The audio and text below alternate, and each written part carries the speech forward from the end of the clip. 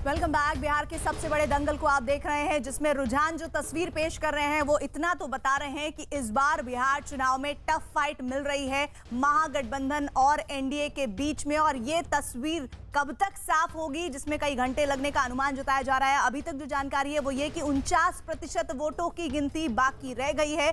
51% वोटों की गिनती हुई है, जिसके आधार पर जो रुझान आ रहे हैं वो टेली में आपको दिखा दूं। जेडीयू प्लस 124 पर चल रहे हैं और आरजेडी यानी कि महागठबंधन 109 सीटों पर आगे चल रहे हैं, जिसमें सबसे बड़ा झटका इस बार परफॉर्मेंस के लिहाज से अगर किसी को हुआ है तो वो जेडीयू को हुआ है, क्योंकि वो 43 सीटों पर रुझानों में आगे चल रही है। और सबसे ज्यादा अगर इस पूरे चुनाव में फायदा होता हुआ नजर आ रहा है वो है बीजेपी को, जो इस वक्त सबसे बड़ी पार्टी जीत के लिहाज से रुझानों में कम से कम दिख रही है। 73 सीटों पर आगे रुझानों में चलती हुई नजर आ रही है बीजेपी। वहीं आरजेडी 71 सीटों पर आगे चलती हुई रुझानों में नजर आ रही है। वहीं कांग्रेस पार्टी 21 सीटों पर और अब सोचिए लेफ्ट और कांग्रेस पार्टी का रुझानों के बीच में जो फासला है वो महज 4 सीटों का रह गया है। तो ये परफॉर्मेंस है महागठबंधन की और एनडीए की। हमारे साथ खास मेहमान लगातार जुड़े हुए हैं। मेरे पास एक बड़ा पैनल जुड़ा हुआ है, हमारे साथ हमारे रिपोर्टर लगातार जुड़े हुए हैं।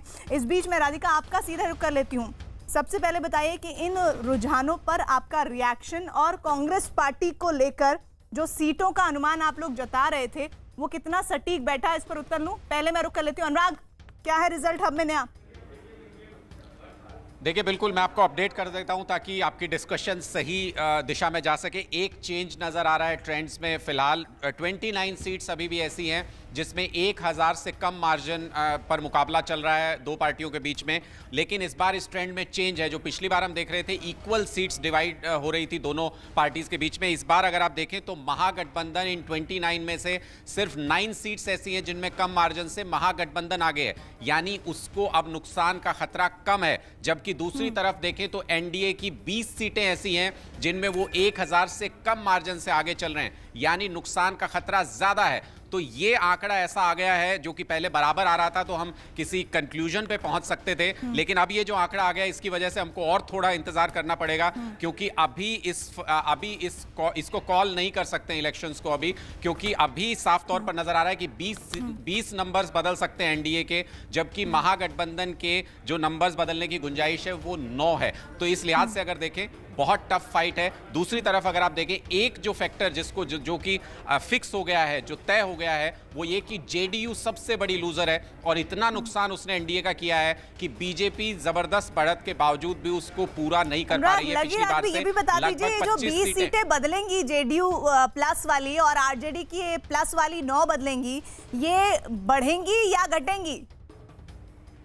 देखिए, कह नहीं सकते हैं। मैं इसीलिए कह रहा हूं कि ये पहली बार पिछले 1-2 घंटे में अगर हम देखें तो ये पहली बार मुझे थोड़ा सा चेंज नजर आ रहा है, क्योंकि अगर बराबर दोनों की संख्या थी और अब अगर बीजेपी और जेडीयू गठबंधन अगर 20 सीटों पर आ गया है तो इसका मतलब कि उनकी जो ज्यादा लीड वाली सीटें थी वो कम हुई हैं, वो मार्जिन कम हो गया है और 1000 के नीचे आ गया है, तभी ये नंबर पॉसिबल है। तो इसका मतलब उन सीटों पर महागठबंधन थोड़ा सा आगे बढ़ गया है, जिसका जो कि इंडिकेट कर रहा है कि अभी नंबर स्विच हो सकते हैं अगले आधे घंटे और शायद इंतजार करना अच्छी खबर दे रहे हैं।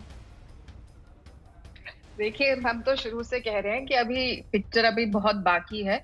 अभी तो आधी भी गिनती पूरी नहीं हुई है।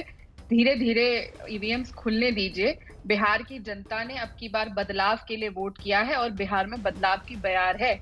और मैं फिर दोहरा रही हूँ कि आज यहाँ पर बिहार में महागठबंधन की सरकार बनेगी, तेजस्वी यादव जी मुख्यमंत्री बनेंगे और बिहार को इस बार एक स्थिर सरकार मिलेगी।